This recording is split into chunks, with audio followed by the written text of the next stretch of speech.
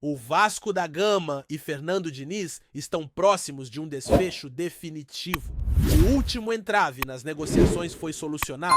A questão relacionada ao aspecto financeiro levantada por Diniz em relação ao pagamento mensal não apresenta mais dificuldades. Agora, o treinador aceitou a proposta da equipe, permitindo que as conversas avancem. A expectativa é que nas próximas horas, Vasco e Fernando Diniz cheguem a um entendimento e a negociação seja concluída. Está quase tudo pronto para que Fernando Diniz seja anunciado como o novo comandante do Vasco.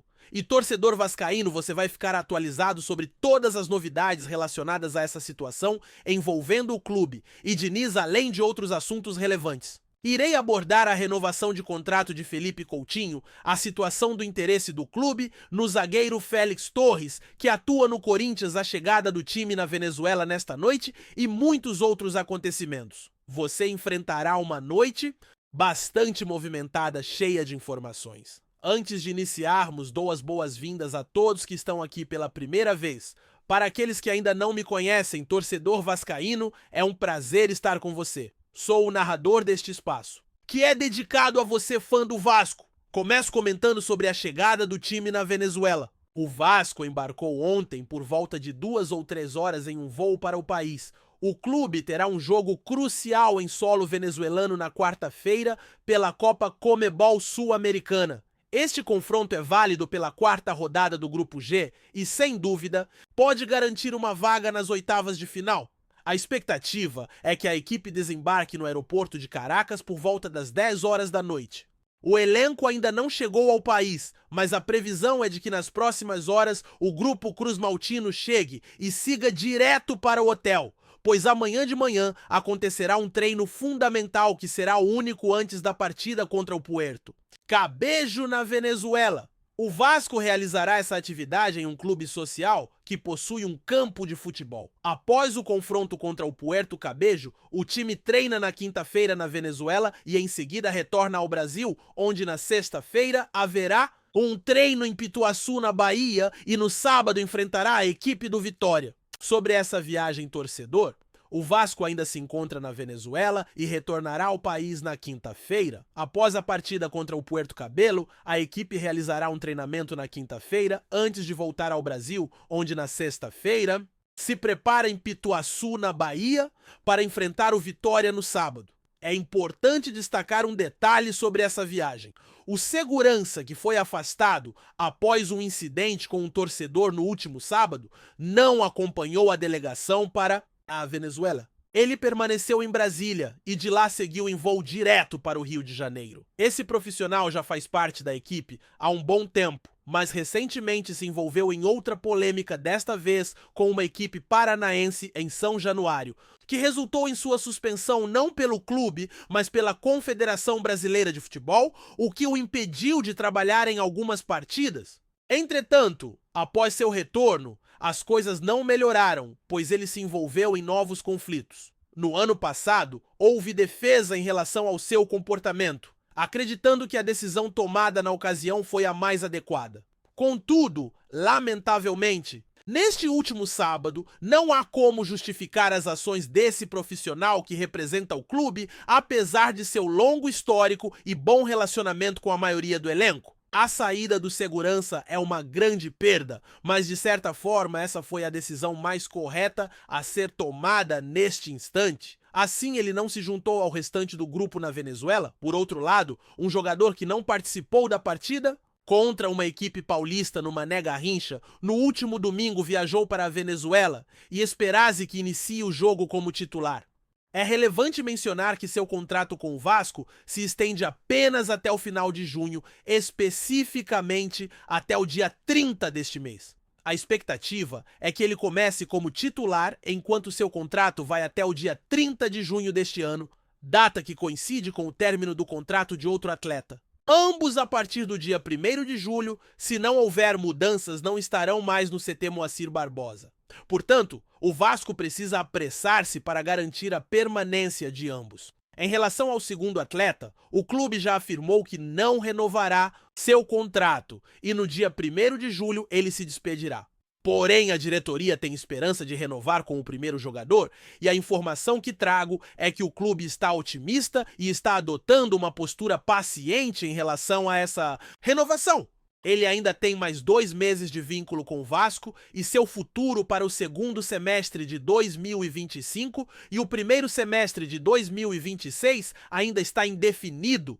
Neste momento, as negociações estão sendo conduzidas pelo próprio jogador diretamente com o clube inglês. O Vasco está apenas observando essa situação entre o atleta e a equipe inglesa. Seu contrato com o clube vai até junho de 2026, portanto, ele ainda tem mais 2 anos de compromisso. Se o Vasco conseguir uma prorrogação do empréstimo até o meio do próximo ano, a expectativa é que o jogador permaneça no clube de forma definitiva. Assim, o Vasco, ciente dessa situação, acredita que renovar o empréstimo atualmente será desafiador. A única alternativa pode ser um acordo mútuo entre o jogador e o clube inglês para rescindir o contrato. Isso significaria que o atleta se desligaria do clube inglês e, ao se tornar um jogador livre no mercado, abriria a possibilidade do Vasco contratá-lo em definitivo e assinar um novo vínculo. O clube tem convicção de que o desejo do atleta é continuar no Rio de Janeiro, onde nasceu, cresceu e mantém seus negócios. A equipe está se preparando para formalizar um novo acordo com o atleta que tem o desejo de continuar no Rio de Janeiro, sua cidade de origem, onde se criou e possui empreendimentos. O jogador é dono de um shopping em Búzios, na região dos Lagos, e também estabeleceu um instituto voltado para o desenvolvimento educacional e esportivo de jovens, que é uma entidade sem fins lucrativos. Essa iniciativa é um dos motivos que o levaram a voltar ao Vasco, além do carinho que nutre pelo clube. Nesse momento, ele quer se fixar no Rio, dando sequência aos seus projetos e almejando deixar sua marca no Vasco. O atleta encontra-se em fase de negociações para encerrar seu vínculo com o clube atual, enquanto a equipe brasileira não mantém mais contato sobre sua situação. Ele não se imagina regressando à Inglaterra, uma vez que já está estabelecido com sua família aqui, e sua expectativa é realmente permanecer no Vasco da Gama nos próximos anos. Há uma nova informação envolvendo um jogador equatoriano com 28 anos, integrante da seleção do Equador. Esse atleta tem participações em Copas Américas em 2021 e 2024, além de uma Copa do Mundo em 2022. Ele se destacou no Barcelona de Guayaquil e teve uma passagem de 5 anos pelo Santos Laguna, no México, onde também se destacou. O zagueiro equatoriano, com 28 anos, conta em seu histórico com uma Copa América em 2020, e outra em 2024, além de uma Copa do Mundo em 2022. Ele brilhou no Barcelona de Guayaquil e realizou uma passagem marcante pelo Santos Laguna do México durante 5 temporadas, além de ter atuado por 2 temporadas no Corinthians, onde atualmente está em seu 2º ano. O atleta foi adquirido pelo Corinthians no início de 2024 por um valor de R$2 milhões. No último ano, participou de 52 jogos pelo Corinthians e já jogou em 18 partidas nesta temporada. Contudo, o que causa preocupação em relação a ele são os equívocos cometidos no início de 2025. Ele cometeu um pênalti crucial na final do Campeonato Paulista, o que quase custou o título ao Corinthians. Recentemente, teve um erro significativo enquanto vestia a camisa do clube, o que gerou várias críticas a ponto de não ter jogado as últimas 3 partidas, nem figurando na lista de convocados. Internamente, o Corinthians considera o atleta negociável. Estamos falando de um zagueiro com bom potencial, que tem apenas 28 anos, mas que neste momento não está correspondendo às expectativas do clube. Sua falta de confiança é evidente e ele poderia ser uma boa alternativa para o Vasco, que está em busca de oportunidades no mercado. De acordo com informações de um portal esportivo, o Vasco demonstrou interesse nesse jogador. Por outro lado, o Corinthians está aberto a negociações, mas não está disposto a liberá-lo sem um retorno financeiro. O clube investiu R$2 milhões no ano passado e busca recuperar esse montante. O Vasco, por sua vez, não está inclinado a pagar R$32 milhões por qualquer jogador, especialmente um defensor. Portanto, a situação se apresenta da seguinte maneira: O Vasco tem interesse, o Corinthians está receptivo a conversas, mas deseja assegurar um retorno financeiro pela negociação. Automaticamente, não está disposto a alocar 32 milhões de reais em qualquer atleta, especialmente em um que atua na defesa. Assim, a situação atual é a seguinte à equipe: tem interesse em um defensor. O clube está aberto a conversas e disposto a negociar, mas pretende reaver o montante que foi investido. A diretoria precisa formular uma estratégia de mercado para avaliar a situação e buscar uma liberação, seja pagando um valor inferior ao que foi despendido ou talvez através de um empréstimo com opção de compra, concretizando assim o investimento. Tratar-se de um bom defensor, vale ressaltar um jogador alto e jovem que já integrou a seleção equatoriana. Jogadores com esse perfil são exatamente o que o elenco necessita. São atletas grandes habituados a atuar em grandes clubes e acostumados a enfrentar partidas de grande relevância, como Copas do Mundo, Libertadores e Sul-Americana, além de terem sido campeões em suas passagens. Portanto, é um nome que realmente desperta interesse neste momento e o clube está atento a essa situação, olhando para esse jogador na próxima janela de transferências. Agora, sobre o novo comando técnico, a situação é a seguinte: estamos muito próximos de uma decisão quanto à chegada do novo treinador. A expectativa é que a contratação seja concluída até amanhã. Embora o novo técnico não esteja na beira do campo no confronto contra a equipe adversária, a intenção é que até sábado, com a contratação já confirmada, ele possa acompanhar o jogo como novo comandante. É provável que ele não esteja na beira do campo, mas talvez em um local próximo, junto com a equipe dentro do vestiário. O desejo do novo técnico de liderar a equipe o mais rapidamente possível é evidente. Para se ter uma ideia da determinação dele, a proposta inicial era de que o treinador atual continuasse no comando até o final de maio, período em que muitos jogos ocorrerão sem pausas para treinos, e somente após esse mês o novo técnico assumiria a equipe. Essa era a ideia, visto que o futebol brasileiro terá uma pausa de um mês. A proposta era que o treinador atual permanecesse, já que não haveria tempo para treinamentos. O novo técnico poderia acabar se prejudicando nesse intervalo. Assim, a sugestão era que o comandante atual continuasse, pois ele já conhece o grupo. Quando o futebol brasileiro retornar, o novo técnico estaria preparado para entrar em campo, iniciando sua liderança e dedicando-se aos treinamentos de modo que o clube voltasse após o mês de junho e a paralisação com o estilo de jogo do novo técnico, bem incorporado e apresentando um futebol mais atrativo. Essa era a intenção, mas o novo técnico demonstrou tanto interesse que rapidamente rejeitou essa proposta, deixando claro que, se houvesse um acordo, ele gostaria de liderar a equipe o quanto antes. Ele sente falta de comandar um time. Vale lembrar que o novo técnico está disponível no mercado desde janeiro. E qual é a situação? O que impedia o fechamento do contrato com o clube era a questão salarial.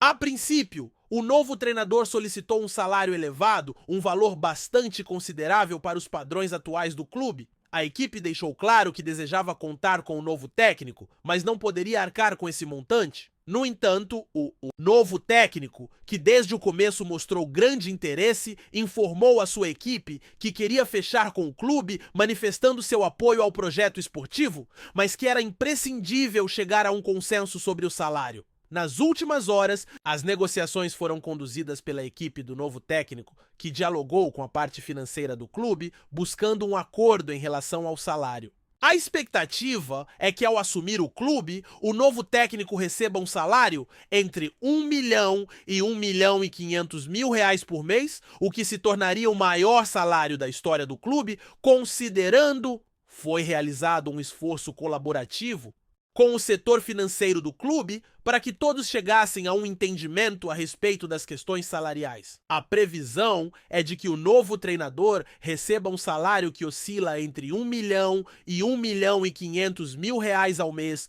o que representará o valor mais elevado já oferecido para essa função na história do clube.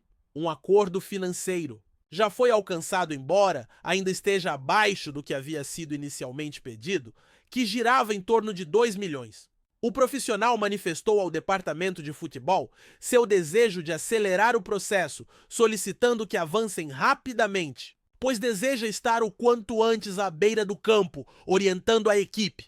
É claro que ainda há algumas etapas a serem cumpridas antes de concluir o negócio, mas o principal entrave, que era a questão financeira nas negociações, já foi resolvido.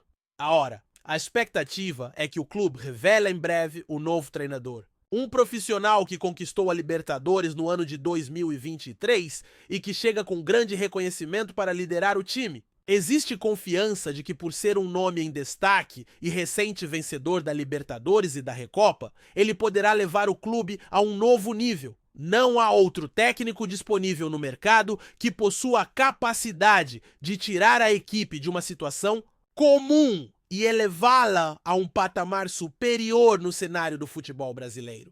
Com a chegada desse profissional, espera-se uma maior visibilidade para o clube, além de uma potencial melhoria na competitividade tanto técnica quanto tática do grupo. Apenas esse novo comandante possui a habilidade de provocar tais mudanças neste momento, considerando as opções disponíveis. A animação em torno da possibilidade de sua chegada é palpável e o clube está próximo de concluir esse acordo. A opinião dos aficionados é sempre bem-vinda e em breve haverá mais informações e novidades sobre este tema. Vamos seguir acompanhando as atualizações. Antes de continuarmos, já te convidamos para se inscrever no canal Colina News e deixar o seu like assim. Você fica por dentro de todas as novidades do Vascão de forma exclusiva. Bora continuar! No cenário movimentado do futebol brasileiro, as movimentações de mercado sempre geram rumores e especulações. Recentemente, uma negociação envolvendo dois dos clubes mais tradicionais do país tem chamado a atenção.